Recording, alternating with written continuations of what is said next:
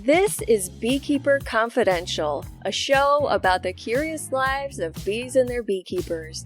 I'm your host, Mandy Shaw.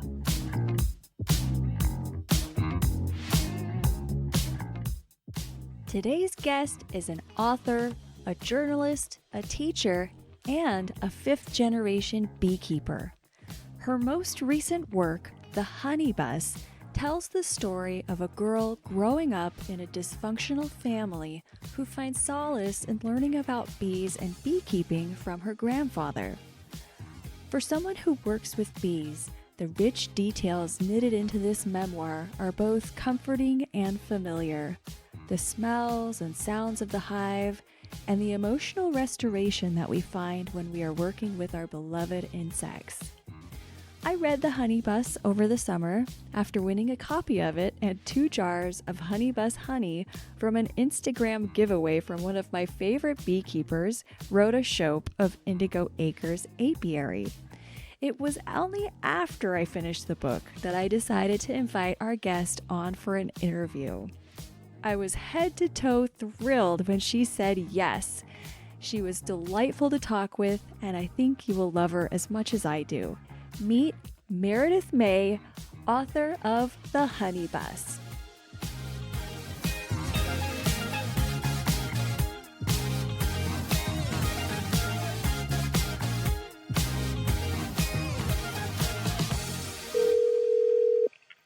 This is Meredith. Hi, Meredith. This is Mandy.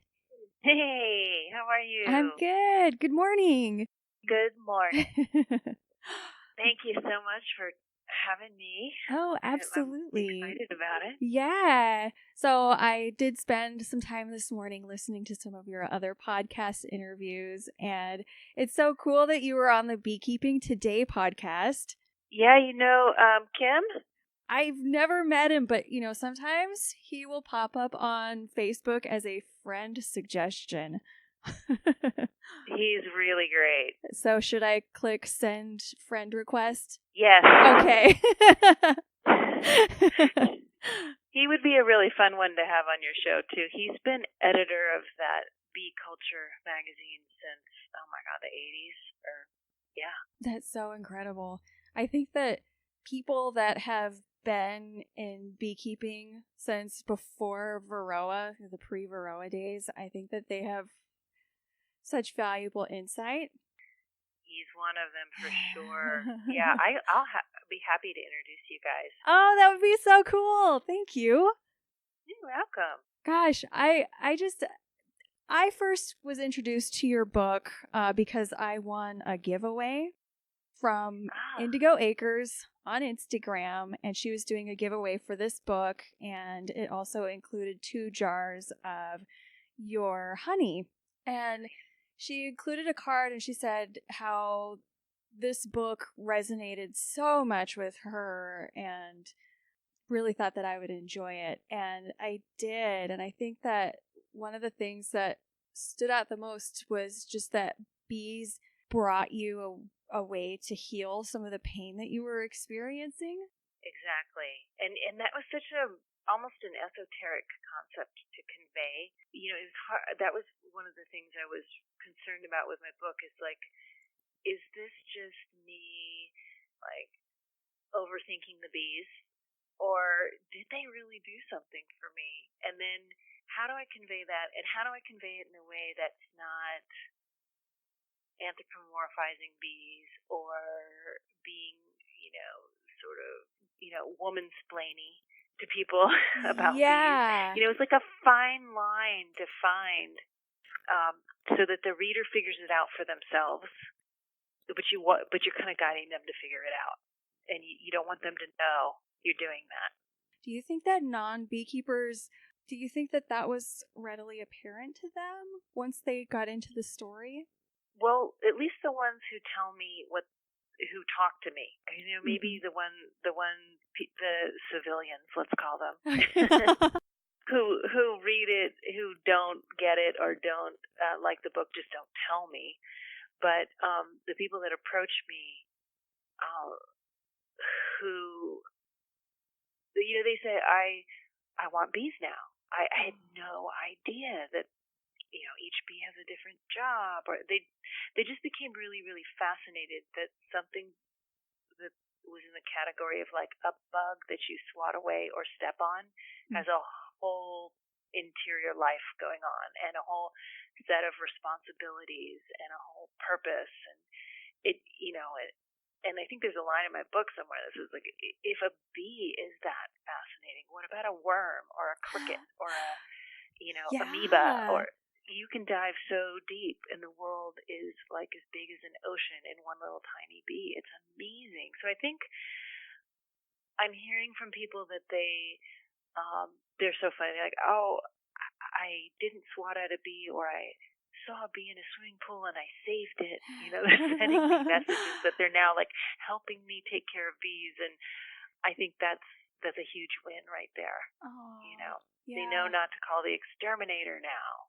Yeah. When people ask what they can do to save the bees, what is your standard answer? Oh, I say plant wildflowers because it's easy, it's simple, and it's actually true. I mean, you know this, that they need more forage, and they need forage in unusual places, like the medians of freeways, or, to break up the monoculture. So, like when I talk to little kids, which is my favorite, I always bring seed balls that you can just toss, and I turn the kids into like little guerrilla native wildflower growers, and I'm like, toss these in your neighbor's yard, throw them out the window of the back seat of the car as you're driving, like, they love it, like, okay. But that's what I tell people. And also, call the beekeeper instead of the exterminator. That's the other thing people don't know. And I tell them every county has a beekeepers association with a list of dudes and gals who will rush out for free and get those bees and save them. Mm-hmm. Is swarm catching very competitive where you live? Well, it's funny. I just moved from the Bay Area back to my hometown, Carmel Valley. I moved a month ago, and I'm actually in an area where I'm facing the backside of Garrapatta Canyon.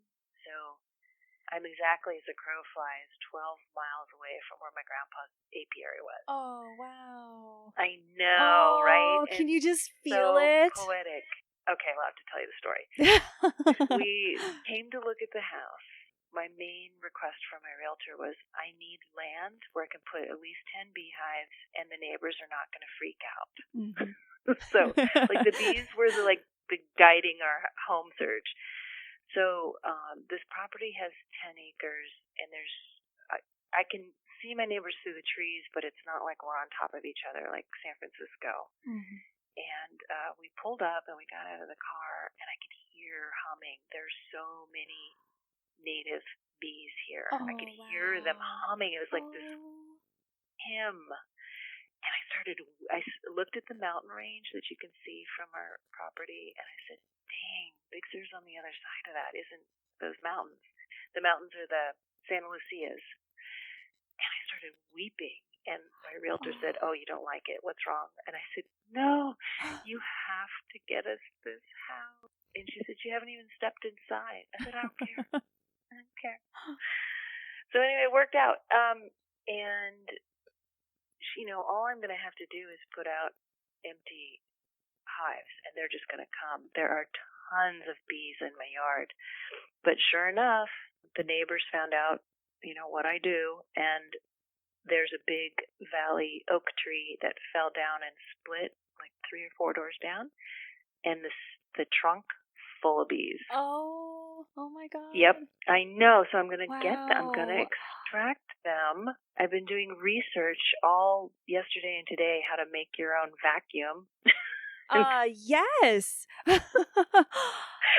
Wow. So, I made a bee vac last year, and I just did the Home Depot bucket with the Home Depot shop vac attached to it. Yeah, the bucket head. Yeah. I just ordered one yesterday. Okay. My little bit of advice would be to get a smooth hose if you can find one. A smooth hose. Okay. Yeah. Because they're going to get caught in the ridges. Yeah. Oh, but that's so exciting. So have you seen it yet? Have you seen photographs? Oh, I went and looked at it. It's beautiful. It's like 2 feet long and a foot wide, and it's exposed, but they were just, calm, and they weren't flying around or making a buzz when I came up to them. It's gorgeous, and I've never done a tree extraction before. Well, I've done one. I've only caught one swarm as a grown-up, and it was just a clump hanging from a branch. I haven't had to cut out the comb and put it in the empty frames and hold it in place with a rubber band. I don't know what I'm getting myself Are you into. nervous? Yeah. I bought a queen cage that looks like the hair clip, and I'm gonna, so I can hopefully get her out safely. And I have a question. I have a BVAC question. Can I interrupt? Yes. What we're doing? Yes. Okay. I saw online that everyone says the suction is way too hard. You're just going to splatter the bees. Mm-hmm. You have to carve a big hole about the size of a doorknob in the side of the bucket and put a screen over it and then put tape over it and then remove the tape to slow down the suction. Is that what you did? So I used a piece of paper that I would just hold on the bucket with my hand. That way I could watch the suction and adjust it just really easily. And I even put a towel down on the bottom of the bucket so that the bees wouldn't slam into hard plastic at the bottom. Okay. And I only have used it one time. And I was doing a swarm catch, and the bees were in this dried up, dead Japanese maple bush, and they were in the very center of it and wrapped around the tree trunk. And the only way that I could reach them was with this bee vac. And I had gotten not quite half of them vacuumed up yet. And then all of a sudden, all of the rest of the bees lifted up off of the bush and went flying down the street. I guess the queen took off. Yeah. And so I was hoping that they would land. And what I should have done was open the bucket and let the rest of the bees out. But I wasn't. I was just so caught up in being mystified that they were just flying off. And so I was walking under the swarm down the street. I followed them about a block and a half, and then they disappeared over some rooftops. And there was one point where it looked like they were going to land in a reasonable spot that I could totally reach, and then they just went back up and left. So I had all these orphan bees left in the bucket. Aww. And I ended up just combining them with another hive. But yeah. It's like you're Winnie the Pooh, right? Going down the street trying to get your bees. Yeah, but I think you're on the right track doing a BVAC for the extraction. I did a cutout one time that was in the wall of somebody's house, but it was a abandoned house, and the city was going to tear it down, and there was no electricity, so I couldn't use my BVAC, and so I had to cut all the combs out with the bees on them, and it just made it take a lot longer. The bees were fine. They didn't sting or they didn't seem angry or anything, but I think it just would have been a lot easier without them in the way. Mm-hmm. Yeah.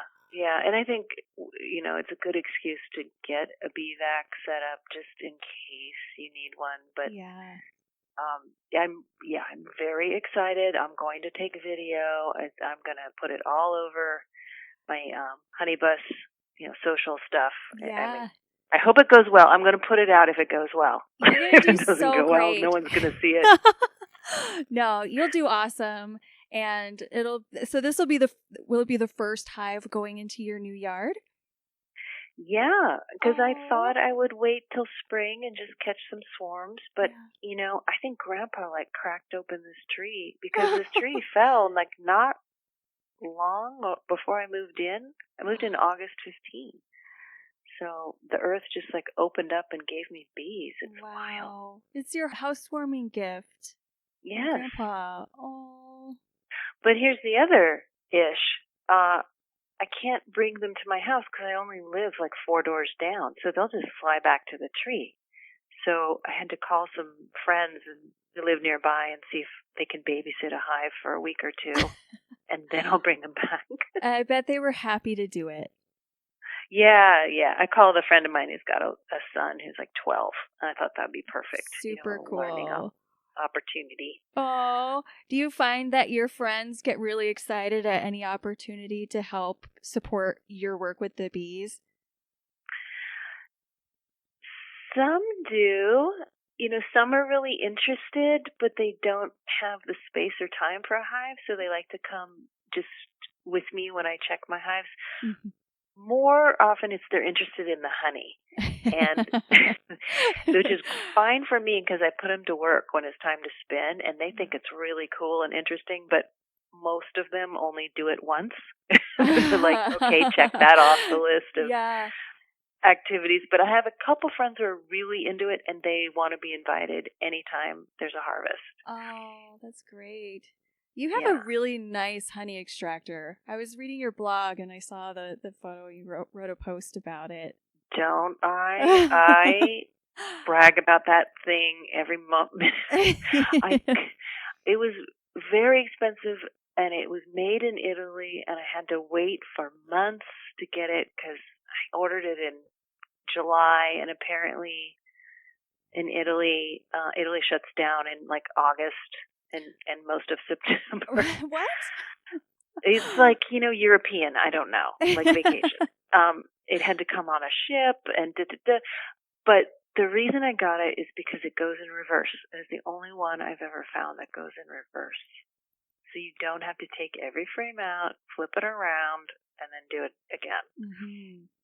Oh, wow. So I love it. It's like, when I got my first check from the honey bus, that's what I bought. I bought honey spinner. Oh, it's honey money. It's honey money. I thought it was appropriate. That's how I justified the expense, yes. Do you feel like with environmental changes and more stressors on the honeybees, do you find that they produce less honey than they used to? I would assume that is true. But here's the thing. I was a beekeeper as a kid, and then I didn't pick it up again until I was like, 43. So I don't, and my grandfather was doing it down here, which is like a beautiful, unmolested open space, covered in sage. And there were no mites back then. Mm-hmm. So yeah, I mean, I would just assume, even given that, it's harder for bees to thrive, just in general, with all the toxins we've put into the environment. And I'm not just blaming agriculture and the almond industry for that. It's also, you and me and Joe down the street putting Roundup on our plants, or painting our lawns green, or whatever silly junk we're doing, and paving over everything as well. So I would imagine, and also with climate change, there's not as much water for some flowers that can't even make nectar anymore. Mm-hmm. So I mean, it's coming at the bees from all sides, right? Yes, but poor babies. I know, but the encouraging thing is that everybody knows this now. Yeah. It's like, and everyone's concerned about it, at least everywhere I go. And they all want, there's a lot of eagerness to get involved, whether it's, getting a hive yourself, or throwing those seed balls, or just, spreading the word that, hey, why don't you plant native pollinator-friendly plants instead of, European roses in your yard. Right. And people are starting to make better small choices here and there. And I think, it's the same concept as a hive. Like, we each do one little bit, and it makes it better for the whole. Yeah. So I'm really encouraged by all the science, all the scientists who are trying all sorts of things to breed mite-resistant bees, and all the activism, especially in Europe, to ban neonicotinoid Yeah. pesticides and herbicides. I mean, it's so much going on. I hope we get there here in the United States. I hope we get to that point, but it just feels like such a huge battle with a government that is willing to enable these companies. Yeah, we need we better could leadership. Totally go off on that. That's a whole other thing. But I'm really curious about your time where you weren't keeping bees, and I wonder if you always had a sort of pang in your heart or felt like you needed to get back to having bees again or working with them. Yeah, I mean, I left home for college in Oakland, and then after college, I stayed in the Bay Area. So, and I was a renter, and I lived in small places, and never a place where you can put bees. So it was out of the question. But I remember meeting beekeepers here and there, or I was always kind of trying to do stories that would put me in the path of beekeepers when I was at the newspapers and the San Francisco Chronicle. And I remember distinctly I pitched a story on some like beekeepers in the city or something like that. And I had such a pang in my heart going to these rooftops, these little community gardens, and interviewing beekeepers, and they would be explaining bees to me, and I'd say, "Oh, I know, I used to do it." I'd start talking about myself more than interviewing them, and I felt like so envious. And the thing that happened is my grandpa's health started failing, and he couldn't lift the supers when they were full of honey anymore. So he was in his 80s, and he had to retire after 70 years of beekeeping. Wow. And he was so sad, and his whole personality changed. And so I thought, okay, I some way, somehow have to start beekeeping, and then he can mentor and counsel me, and that will sort of revive him. And so coincidentally, an editor at the Chronicle was already lobbying to get bees on the roof of the building, and so I joined her effort. And after a year, we got the green light, and then that's how I started again. But when they arrived and we were transferring them into their empty hives on the roof, we had a big crowd of coworkers gathering and photographing. And when I held them again, oh my God, Mandy, I felt their vibration, and I just started weeping, like lost it in front of everybody at work. And I thought, oh my God, what's going on with this? Like, why, And then that's when I'd always been tinkering around with the book, but that's when I kind of understood what the heart of the book was. It's how I feel safe and the sense of love around these stinging insects that scare most people.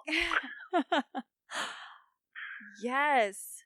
Now, did your coworkers, did they have any insight on your childhood or what working with bees meant to you growing up? They knew that I knew something about it. They knew that my grandpa was a big beekeeper in Big Sur, and they were just thankful that somebody on the staff knew something about bees because nobody else did. And they're like, "Great, Meredith, you can be in charge." And I wanted to be, so it was perfect. But it wasn't. I don't think they understood how emotional bees were for me. I mean, how could anybody? You can't really explain that in a sentence. Mm-hmm. But being around them again was making me remember how bees were like my surrogate parents, and they were all these memories were becoming stronger about what Grandpa would talk to me about. He would tell me stories about how bees solve problems when we'd be inside his honey bus harvesting. As I got to be an adult, I realized, wait a minute, he wasn't just like talking to me about scout bees and how they find new homes. He was trying to teach me that someday I'll have my own home, and maybe the home I have right now doesn't feel good, but it won't always be that way, that people change homes.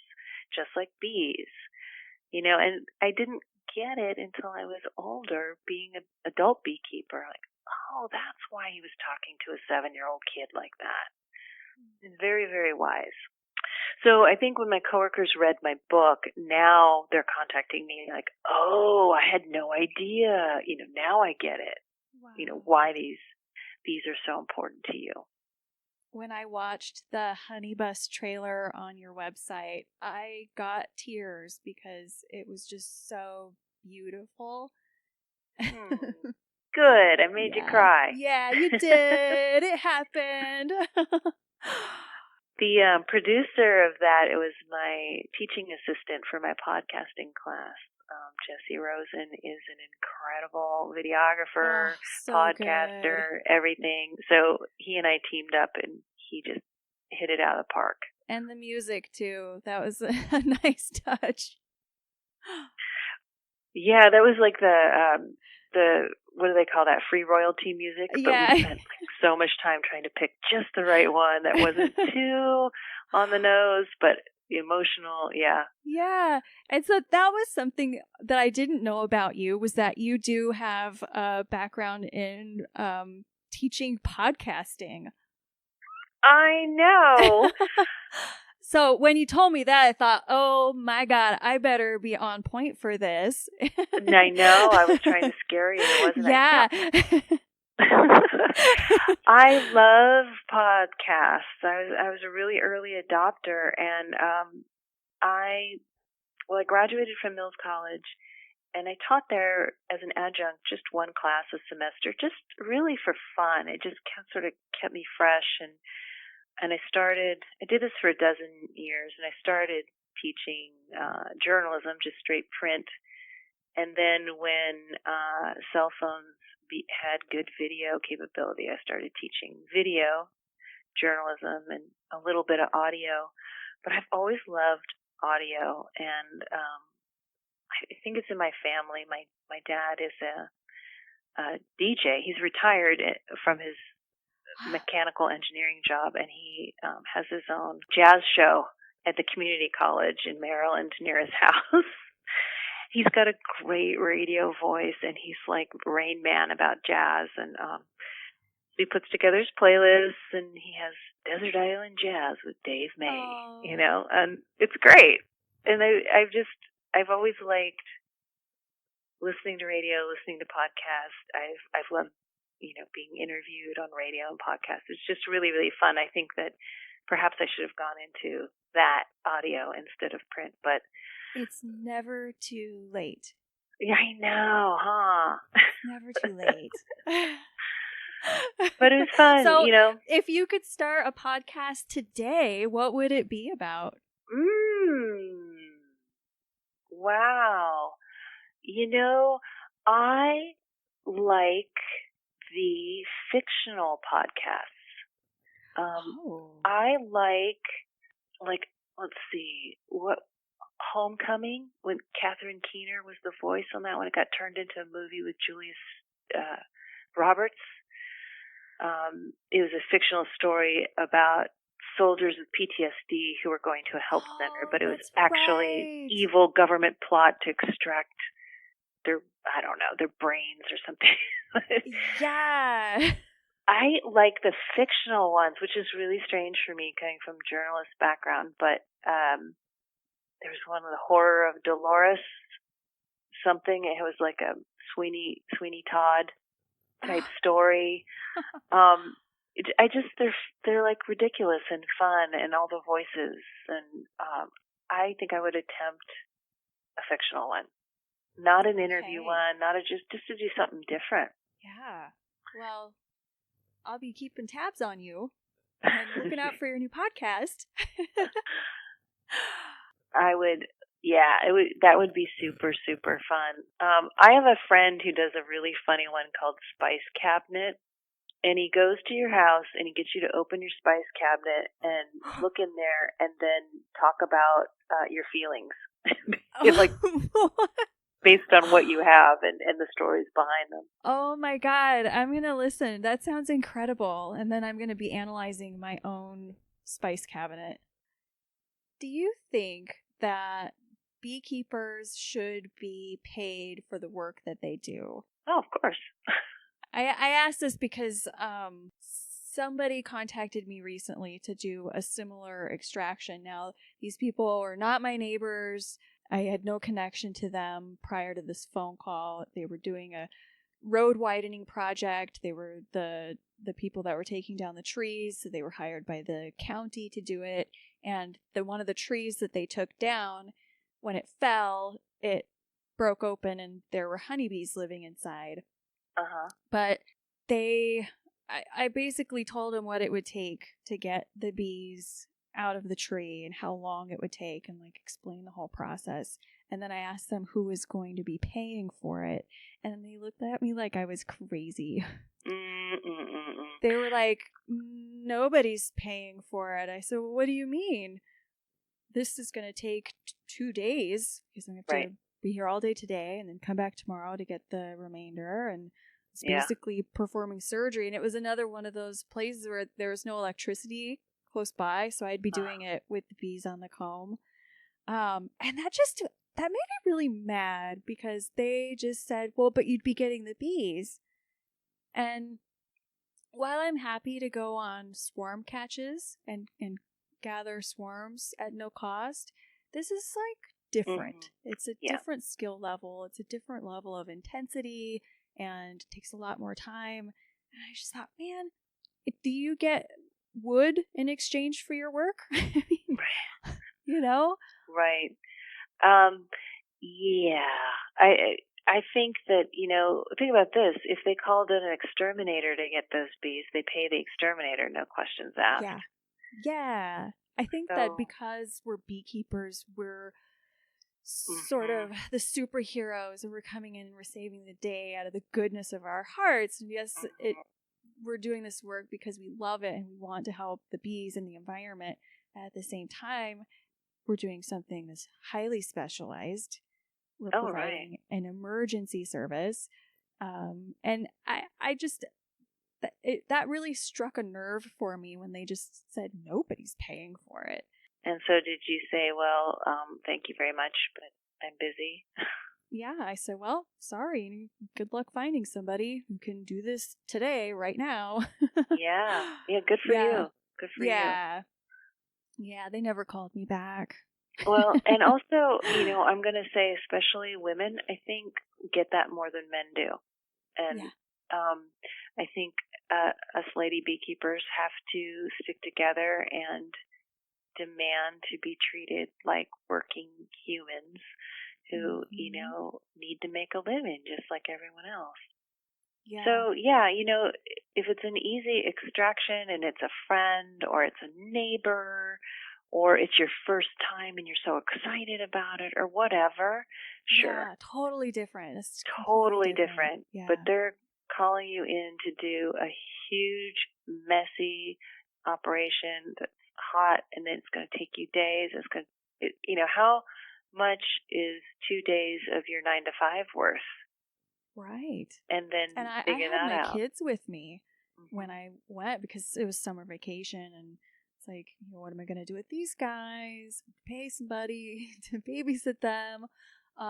It was just a really weird thing. So after that, when I went and talked to a local beekeeping association, I brought that up and I was like, you guys, we got to stop giving ourselves away because what we do has tremendous value.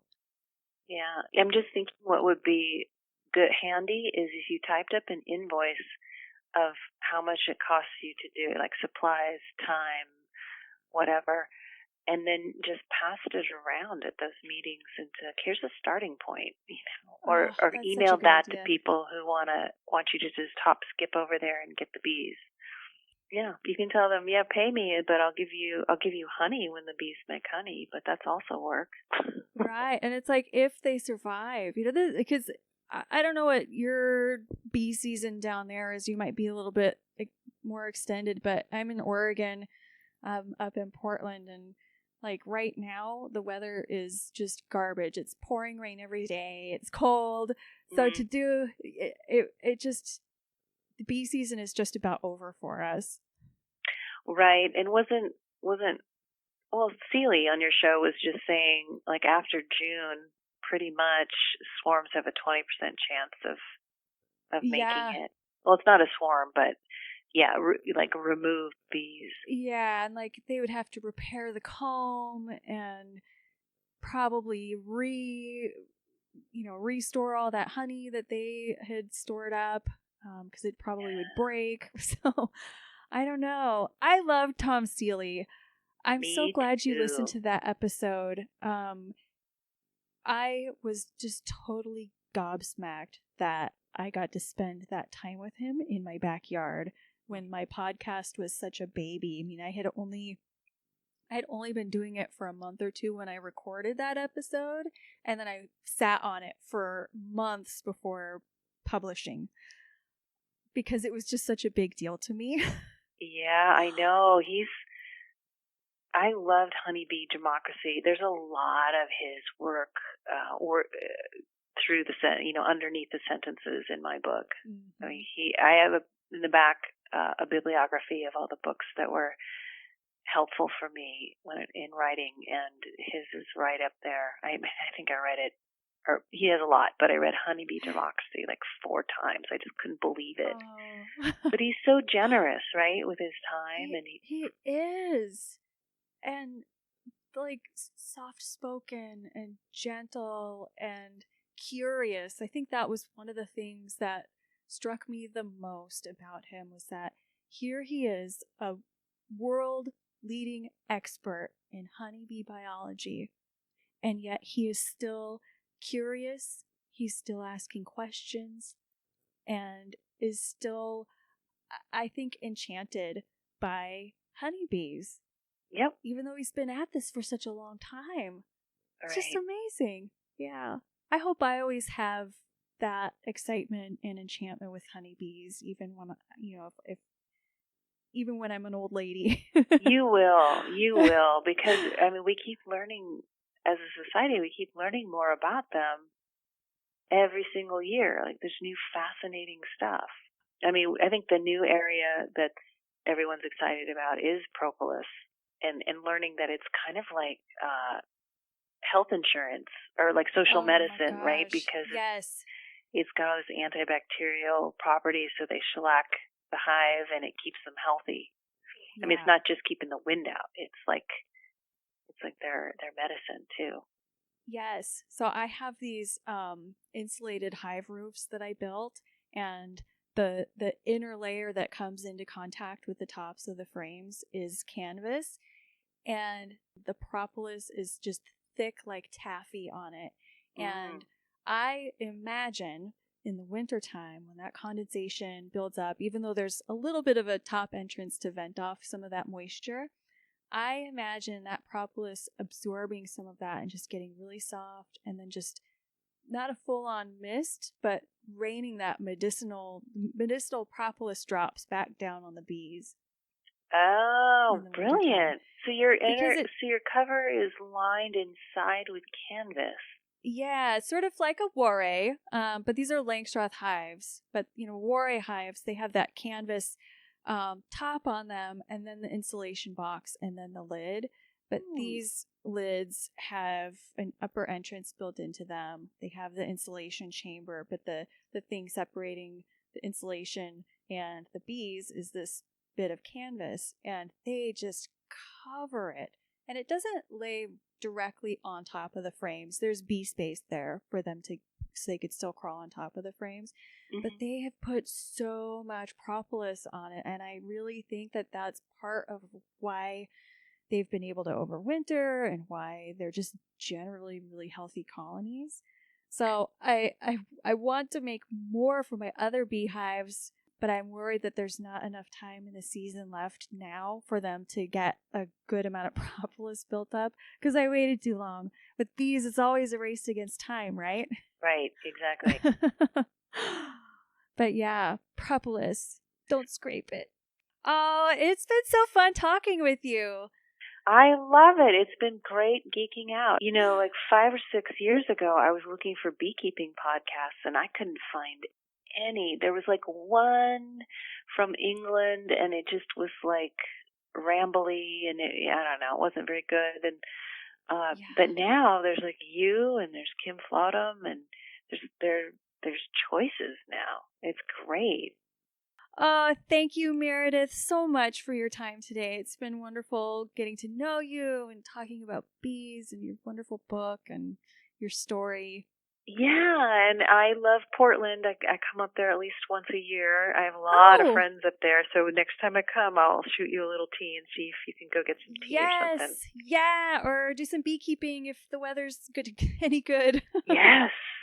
That would be incredible. Great. Okay, well, you have a good, that's not weekend yet. You have a good day, good midweek. Thank you. You too. Okay. And I'll be looking out for stories on your colony extraction and sending you good vibes. Oh, yeah. So excited. You're going to do great. It's going to be so fun. Yeah, maybe I hope it's going to go well. We'll see. It is. You'll do wonderful. Your grandpa's going to be right there with you. Thank you. Yes, you're so right. Oh. All right. Okay. Talk soon. All right. Bye. Bye. If you want to learn more about Meredith, you can find her online at meredithamay.net, where you can watch the book trailer that made me cry actual tears, read her blog, and find links to purchase her books. If you've been enjoying the show, consider leaving us a review or liking and sharing on social media. You can also find Beekeeper Confidential online at beekeeperconfidential.com, where you can send in questions or ideas for the show and join our community forum. I have some really exciting interviews coming up, and I wish I could hit fast forward so we can hear them right now, but I can't. So until next time, may the buzz be with you.